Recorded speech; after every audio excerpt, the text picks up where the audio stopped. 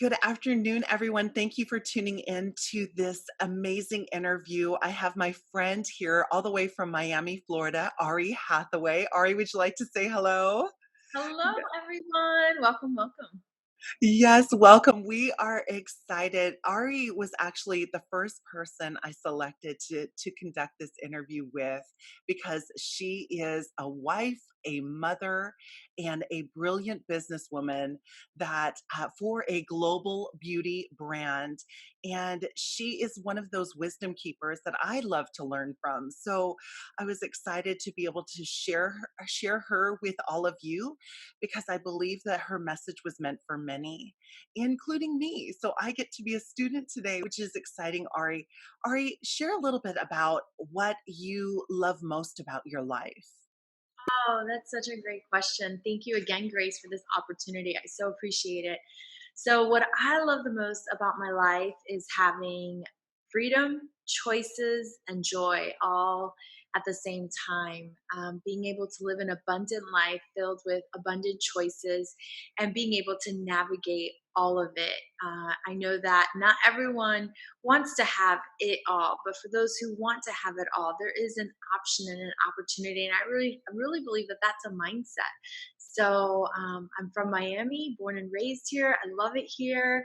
I've started my business single, so I worked as single, engaged, planning a wedding, pregnant, nursing with babies and kids in school. I mean, a lot of different seasons. With parents having health issues and this has been a business that has a lifestyle that has given me so many choices and a lot of joy and a lot of freedom.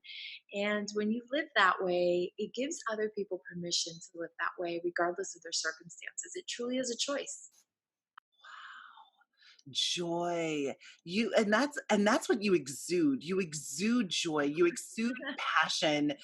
And what I also value about you is that you are consistently learning. That's something that I've noticed in you since the day I met you. You're hungry for knowledge and you're happy to impart that knowledge and share that with others. Fast forward their lives, support them to jump over hurdles that or challenges that maybe you faced. And that's something that I'm curious about, Ari, is what are some of the challenges, because not everything goes according to plan. So how how have you worked through adversity and overcome it? Oh, what a great question. So I think nothing goes according to plan. I can't think of anything that went according to plan. Very, very, very little goes according to plan. So, really, I create a plan knowing it will go off plan. So, what does that mean? I have a plan, I have a vision. Yes, I might have a deadline, but I must have flexibility in there. I cannot have rigidity, especially when it comes to people. And if you're doing life on this planet, you're doing life with people. And so there must be room for flexibility and in advance know things are not going to go as planned. There will be drama. There will be a situation. There will be a condition. There will be an ailment. There will be a decision to be made.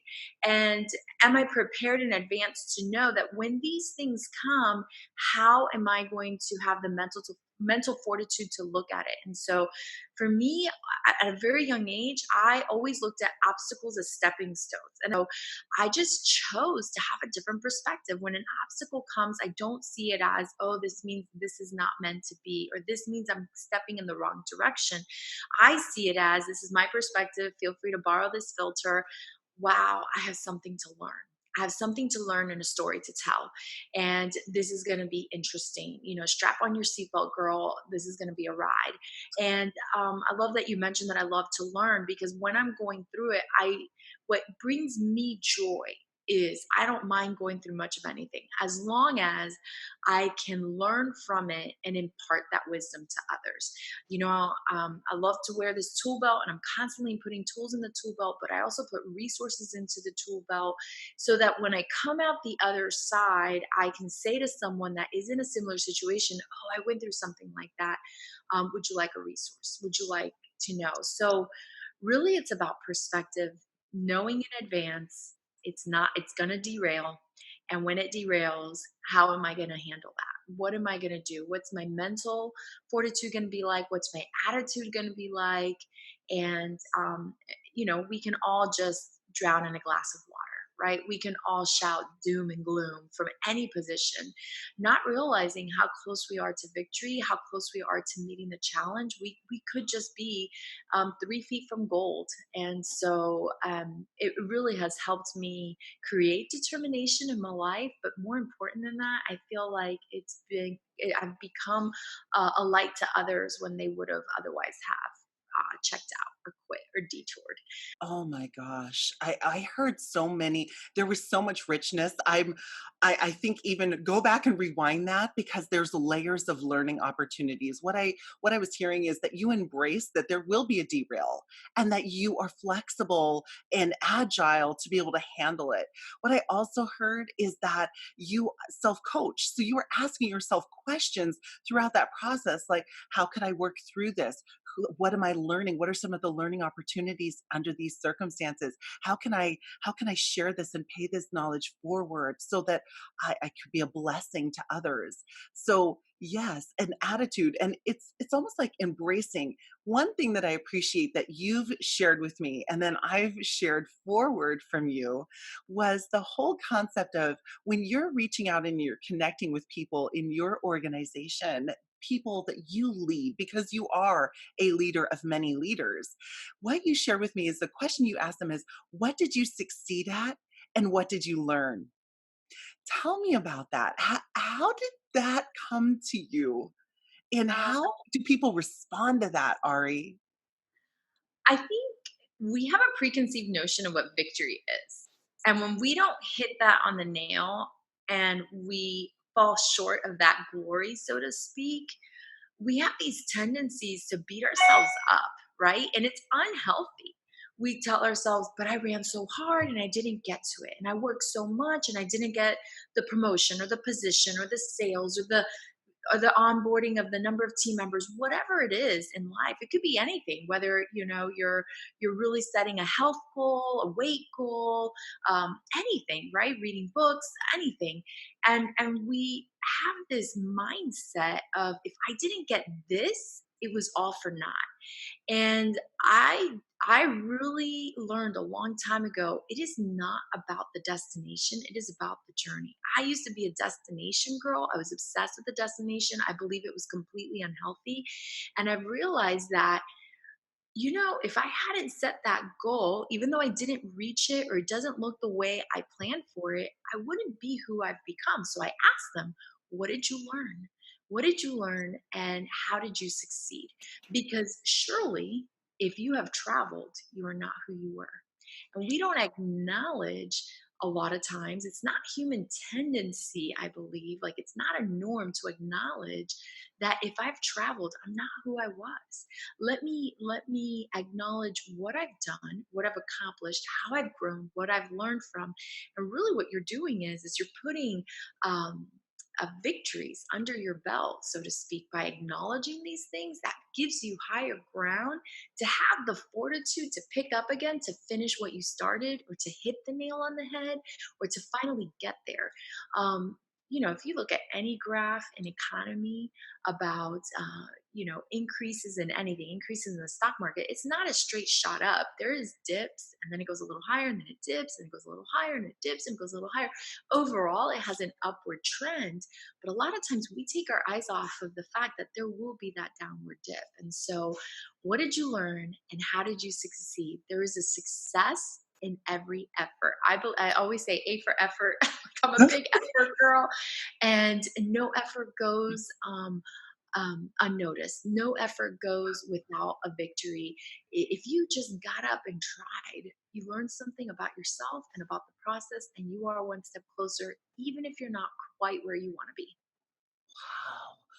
You're one step closer, even if you're not where you're quite where you'd like to be. And it's A for effort. A for effort.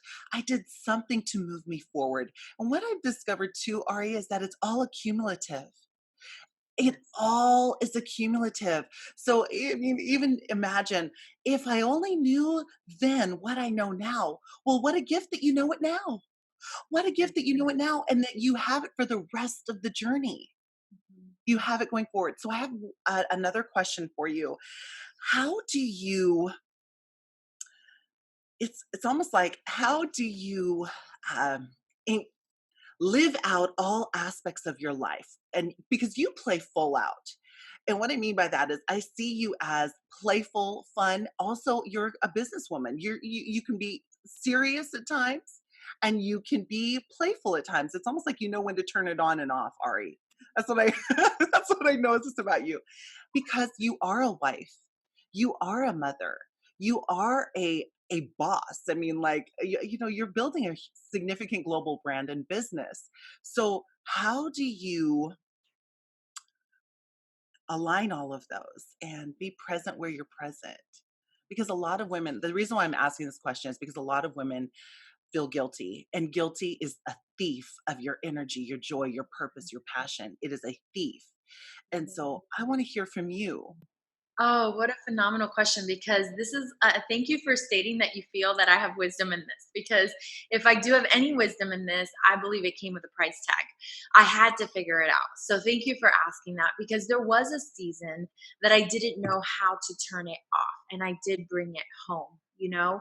And so it's so important to identify that I do need to know when to turn it on, when to turn it off, where to be a certain way, and when not to be a certain way. And so, we all have different hats that we wear. And like you said, I'm a successful businesswoman. I'm also a wife, and I'm also a mom. And I have to know where to be what person. And so, at the beginning of my business, I didn't realize that I needed to have transition time to go from working my business all day, calling the shots, large and in charge, people coming to me for my wisdom in business, really giving a lot of coaching, counseling, training constantly. And then you walk in the house and you're still in that mode. And I have to say this, most husbands are not going to appreciate that. Like that is just not the domain they would want, in home, the man usually likes to be large and in charge. And so I didn't realize that I actually needed transition time. Once I recognized that that was actually a thing, I created a transition mode that I would go through. It was in the last drive home. It would be how I would start shutting down business and turning on my family life and turning on what was going on in home. I didn't wait till I walked through the doors to enlighten my brain to all of those things, to what was going on in the home. And so, one thing that you mentioned is being present when you're present. And that is one thing about me that I really strive for. If I'm in front of you, you have all of me. I am here. And so, many times you do have to create physical boundaries in order to do that. And what do I mean by that? I even know a businesswoman that has a business phone and a personal phone. And so when she gets home, her business phone stays in her car charging all night. And when she's home, only her personal phone walks in. That, I mean, talk about creating a physical boundary so that you can be here, and you could be there and there. And some of you are thinking, oh, that's brilliant. That's what I've been needing to hear. And some of you are like, oh, I don't know if I could do all that. And so have I don't have notifications on my phone because it creates too many distractions. So the only way I am picking up my phone is if I'm being proactive and never reactive. Some people that really shocks them. They're like, oh my goodness, what if somebody needs something? Well, my job is to empower others and not to create codependency. So if someone needs something and it's in my off hours, they are going to learn how to figure it out and fly and be totally empowered. And when we have a conversation the next day, they're like, you weren't available. I'll be like, what did you learn? I'm so excited to hear about your success and what you learned, because I want you to know, God forbid something happened to me. Your business is completely independent of my own. And it really teaches people to spread their wings and to fly. But this is also something I bring to the table with my children. I'm like, go figure it out. Go figure it out. Let me know what you figure out. Try a few things. It's okay if you mess up. Come back to me. So, really, sometimes we have to create physical barriers in order to be present one on one. Sometimes it's just a conscientious decision. Some women, it doesn't bother them that the phone is going on or the email.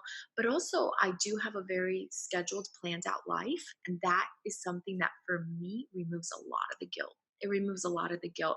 If you have older children and you're able to have this conversation with them of, honey, what are the things that are important for you that mommy be present at? Because so many times we're putting the burden on ourselves thinking, I have to be here and I have to do this. And your kid may not care if you're the homeroom mom, or your kid could care less if you show up to all the practices. They just want you at the games, or they don't really care if you drop them off. They just want you to pick them up. And so sometimes we're spreading ourselves thin, trying to be here, there, and everywhere because we feel guilty. And I agree with everything you said. Guilt steals our joy, our passion. And so I'm one of those rare phenomenons where I don't operate out of guilt. I don't feel guilty. It has been removed from me because I believe, and I pray that you believe this for yourself too, that God has given you such unique and special gifts. And He gave them to you to use them in all arenas that He has placed you in, whether that's your home, with your spouse, with your children, in your job, in your career, where you volunteer. And so, wherever you are, as long as you're delivering the best of yourself to others, to what God has gifted you to do, remove the guilt. Remove the guilt, absolutely. And make sure that you get a straight up answer from your spouse and from your children on what they need so that you're hitting their joy buttons as often as possible and you can operate with freedom.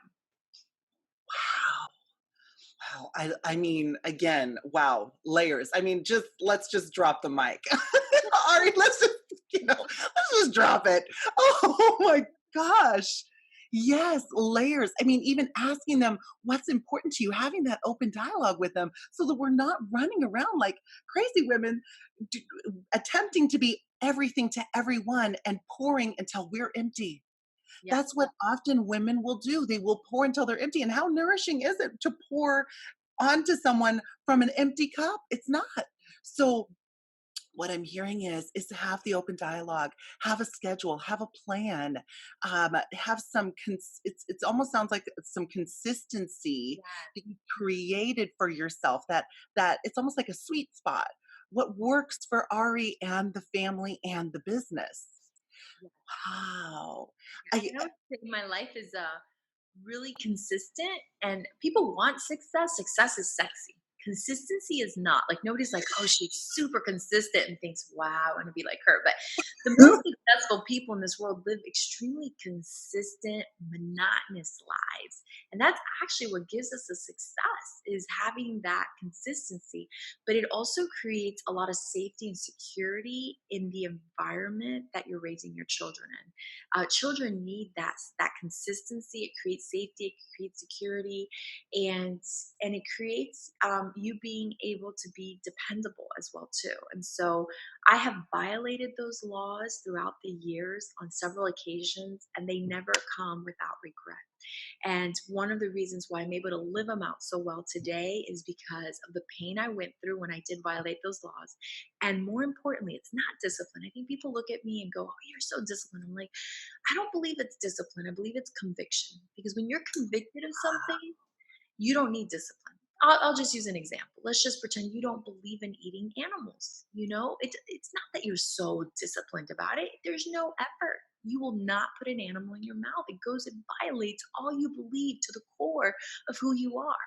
And so you got to find something that you believe to the core of who you are as a wife, that you have made a commitment to this man for the rest of your life till death do you part to be the best wife you possibly can be.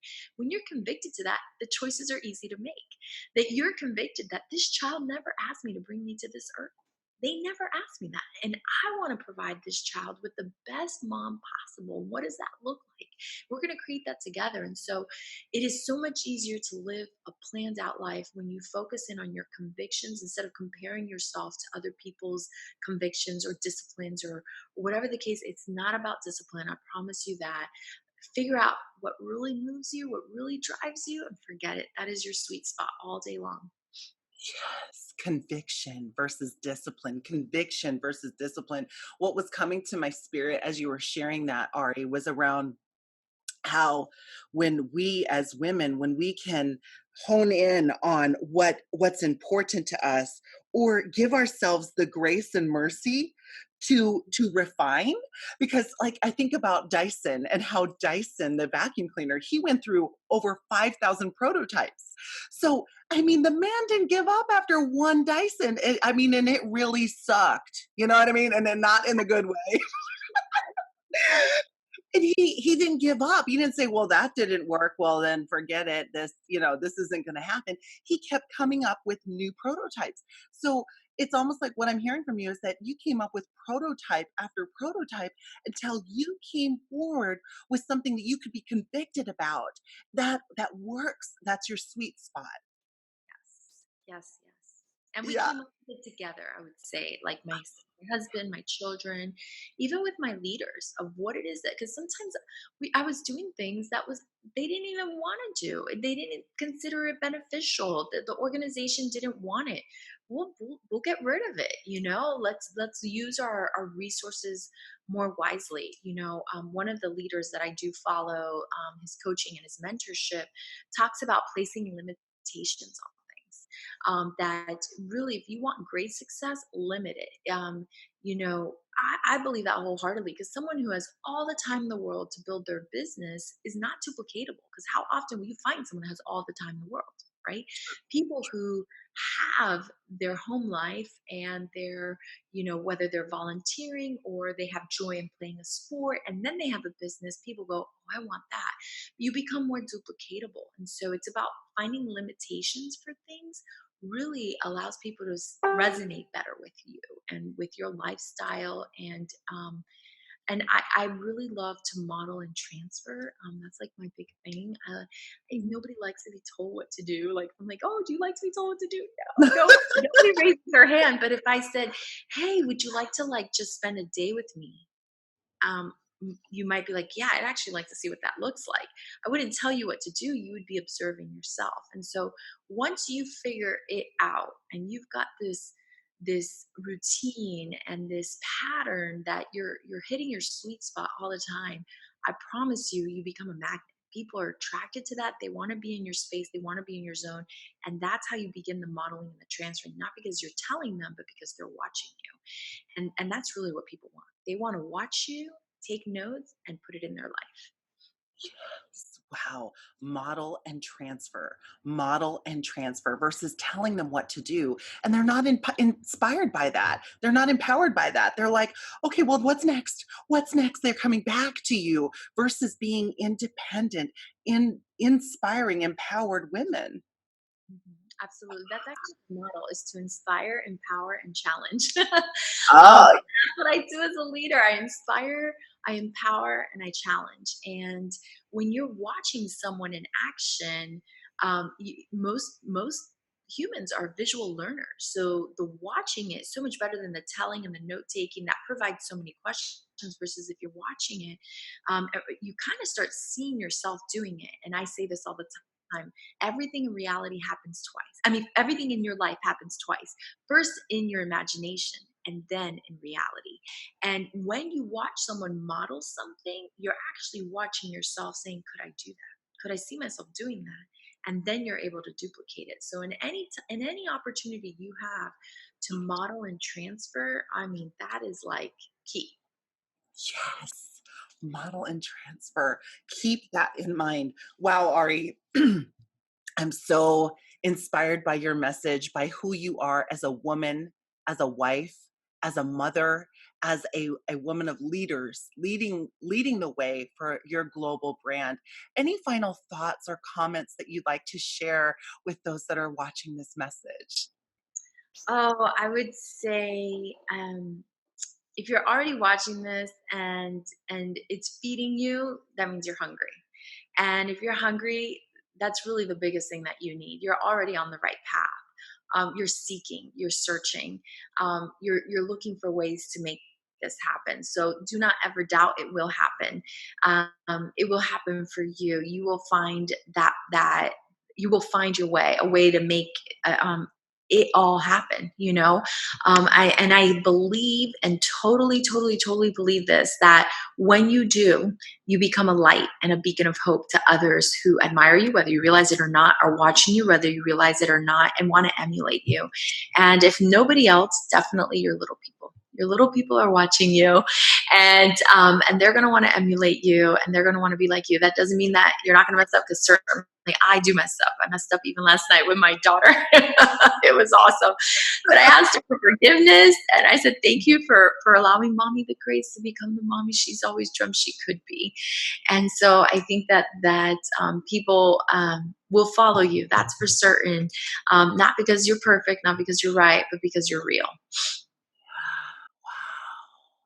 Not because you're perfect, not because you're right, because you're real. And what also just came forward, I think it's very important, is that you were willing to ask for forgiveness versus being prideful and sweeping under the rug. You are Oh, willing to ask for forgiveness, even to your little people, even to the person that you forgive me for I did not know, or even to be able to say that to yourself, forgive them for they did not know. So amen. sometimes we carry baggage that's not our own. We pick up luggage that doesn't belong to us and we walk it with us in our lives. So what do I own and what do I not own? And that's something that I appreciate about you, Ari, is that you give us the raw, real deal, so that we can take those messages and run with them. This has been amazing. There were more questions that I wanted to ask you, and we will keep these people on the edge of their seats for a future interview. In the meantime, Ari, so how do they find you and connect with you socially? Oh, that's so awesome. On Instagram, I am at Auri Hatheway, AuriHatheway, Ari Hathaway. And on Facebook as well too, I'm Ari Hathaway as well too. Pretty easy to find me. Yeah. And Ari Yes. Hathaway as well. Oh, at arihathaway.com. Yes. So I encourage you to connect with Ari and stay in touch, be in the know. And again, she is in Miami here in the United States. And I want to thank you for tuning into this interview and to allow it to be a part of your world. On every social platform, we are I Coach with Grace. So if you want to connect again with Facebook, Instagram, LinkedIn, or YouTube, that's where you can find us. Thank you again, everyone. And we look forward to having this speak into your life. We look forward to hearing your comments below. Let us know what you think and what questions you have that you would like us to apply with other leaders that we're going to be interviewing over time. Thank you again, everyone. Bye for now.